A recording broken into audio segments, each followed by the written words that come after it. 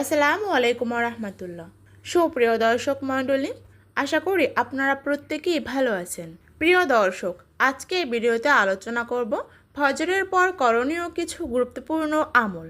ফজরের নামাজ ইসলামের অন্যতম গুরুত্বপূর্ণ ইবাদত। এই নামাজ আদায়ের পরের সময়টাও অত্যন্ত বরকতময় ও ফজিলতপূর্ণ। হাদিস ও ইসলামী শিক্ষায় ফজরের পর কিছু বিশেষ আমলের প্রতি গুরুত্ব দেওয়া হয়েছে, যা একজন মুমিনের দিনকে বরকতময় করতে সাহায্য করে। কয়েকটি গুরুত্বপূর্ণ আমল হলো: নাম্বার 1, আয়াতুল কুরসি পাঠ করা। প্রত্যেক ফরজ নামাজের পর আয়াতুল কুরসি পড়ার ব্যাপারে হাদিসে বিশেষ ফজিলতের কথা এসেছে। রাসূল সাল্লাল্লাহু আলাইহি সাল্লাম বলেছেন, যে ব্যক্তি ফরজ নামাজের পর আয়াতুল কুরসি পাঠ করবে, তার জান্নাতে প্রবেশের পথে মৃত্যু ছাড়া কোনো বাধা থাকবে না। এই আয়াতটি সূরা বাকারায় রয়েছে, যা আল্লাহর মহত্ব, ক্ষমতা ও সুরক্ষার বর্ণনা দেয়। নাম্বার 2, সকাল ও সন্ধ্যায় এই দোয়া পড়ার ফজিলত হাদিসে বর্ণিত হয়েছে। রাদিতু বিল্লাহি রব্বা ওয়া বিল ইসলামি দীনান ওয়া বি মুহাম্মাদিন নাবিয়ান। অর্থ, আমি আল্লাহকে রব হিসেবে, ইসলামকে দিন হিসেবে এবং মুহাম্মদ সাল্লাল্লাহু আলাইহি সাল্লামকে নবী হিসেবে গ্রহণ করে সন্তুষ্ট। নাম্বার 3, সাইয়্যিদুল ইস্তেগফার পাঠ করা। এটি ক্ষমা প্রার্থনার শ্রেষ্ঠ দোয়া হিসেবে পরিচিত।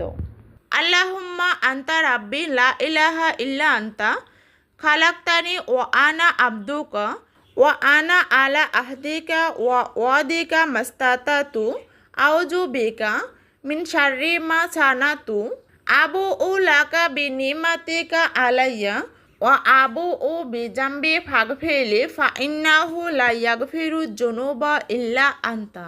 রাসূল সাল্লাল্লাহু আলাইহি সাল্লাম বলেছেন, যে ব্যক্তি দৃঢ় বিশ্বাস সহ সকাল বা সন্ধ্যায় এই দোয়া পড়বে এবং সেই দিন বা রাতে মারা যাবে, সে জান্নাতবাসী হবে। এই দোয়ায় বান্দা আল্লাহর কাছে নিজের দাসত্ব স্বীকার করে ক্ষমা প্রার্থনা করে। নাম্বার 4, জাহান্নাম থেকে মুক্তির দোয়া। ফজর ও মাগরিবের পর এই দোয়া 7 বার পড়ার প্রতি উৎসাহ দেওয়া হয়েছে। আল্লাহুম্মা আজিনা মিনান নার। অর্থ, হে আল্লাহ, আমাকে জাহান্নামের আগুন থেকে রক্ষা করুন। নাম্বার 5, রোগ ব্যাধি থেকে হেফাজতের দোয়া।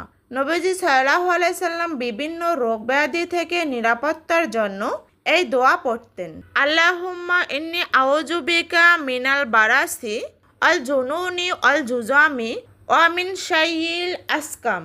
অর্থ, হে আল্লাহ, আমি আপনার কাছে আশ্রয় চাই কুষ্ঠ, পাগলামি, মারাত্মক রোগ এবং সব খারাপ ব্যাধি থেকে। নাম্বার 6, সূরা ইয়াসিন তেলাওয়াত। ফজরের পর কুরআন তিলাওয়াতের অভ্যাস অত্যন্ত ফজিলতপূর্ণ। বিশেষ করে সূরা ইয়াসিন পাঠ করার ব্যাপারে বহু বর্ণনায় পাওয়া যায়। এটি হৃদয়কে প্রশান্ত করে এবং দিনকে বরকতময় করে। ফজরের পরের সময়টি হলো বরকত ও রহমতের সময়। এই সময় অল্প কিছু আমল নিয়মিত করার মাধ্যমে একজন মুমিন দুনিয়া ও আখিরাতের বড় ফায়দা অর্জন করতে পারে। তাই প্রতিদিন ফজরের পর এই আমলগুলো অভ্যাসে পরিণত করা অত্যন্ত গুরুত্বপূর্ণ।